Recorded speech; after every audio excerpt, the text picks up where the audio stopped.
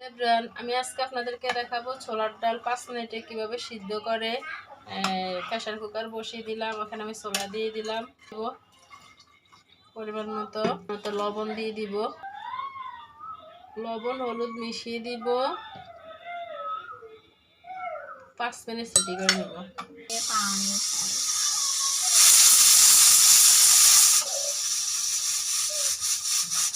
কতটা সুন্দরভাবে সিদ্ধ হয়েছে একদম।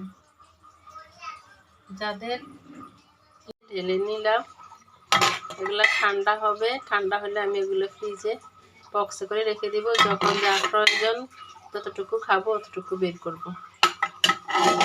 আমি ছোলা অর্ধেকটা ফ্রিজে ফ্রোজেন করব, আর একদিন রান্না করব। আজকের জন্য আমি অর্ধেকটা রাখবো। এটা আমি ডাল ভিজিয়ে রেখেছি। এখন আমি একদিনে সবগুলি করতে পারবো না, এজন্য আমি অনেকগুলি ডাল একসাথে করে ব্লেন্ড করে ফ্রিজে ফ্রোজেন করে রাখবো, যাতে করে আমার কাজটা কমিয়ে যায়, নাহলে ইফতারের সময় ঝামেলা হয়ে যায়। এজন্য আমি এই কাজগুলি সহজ করার জন্য এভাবে করে নিয়েছি। থাকুন, এই যে দেখেন কতটা সুন্দর হয়েছে একদম। এখন আমি এটাতে বক্সে করে তারপর ফ্রিজে ফ্রোজেন করে রাখবো। তারপর যখনই আমার প্রয়োজন হবে তখনই আমি মশলাগুলি মিশিয়ে তারপর ভেজে নিব। হয়েছে একদম আধা ভাঙা করে নিয়েছি। এবার আমি রসুনগুলি চুলে রেখেছি, ওইটাকে ব্লেন্ড করব।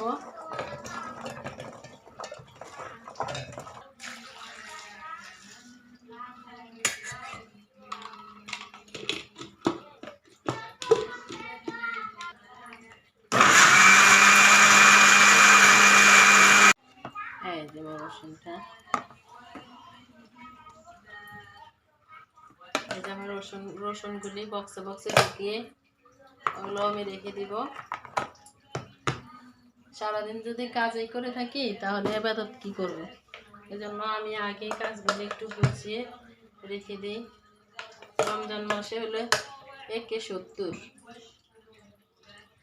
একটু বাড়তি ইবাদত করতে হলে কাজগুলি করবো কীভাবে? কাজগুলি তো আগেই গুছিয়ে রাখলে আমার জন্য সহজ হয়ে যাবে।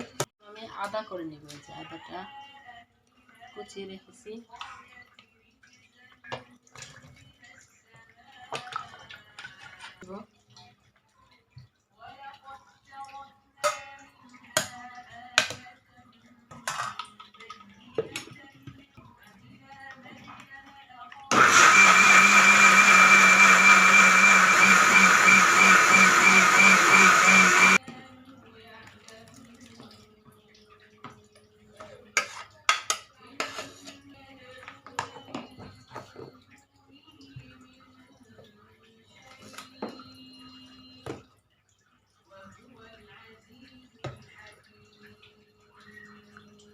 সবগুলো মশলা আমি এই যে এখানে ছোলা সিদ্ধ করে রেখেছি, এখানে ডাল, এই যে ডাল, এখানে এই যে রসুন, সবগুলি আমি আলাদা আলাদা বক্সে নিয়ে কাজটা একটু গুছিয়ে নিয়েছি।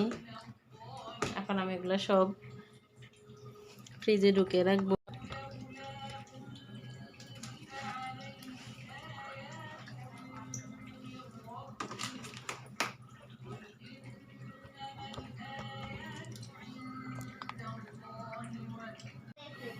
সবগুলো আমি ফ্রিজে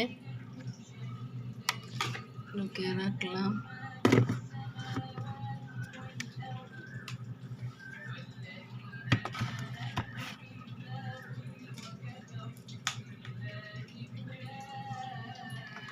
তো আল্লাহ হাফেজ। আমার কাজগুলি, আমার দৈনন্দিন জীবনের কাজগুলি আপনাদের সাথে শেয়ার করি। কেমন লাগে আপনারা কমেন্ট বক্সে জানাবেন। আল্লাহ হাফেজ।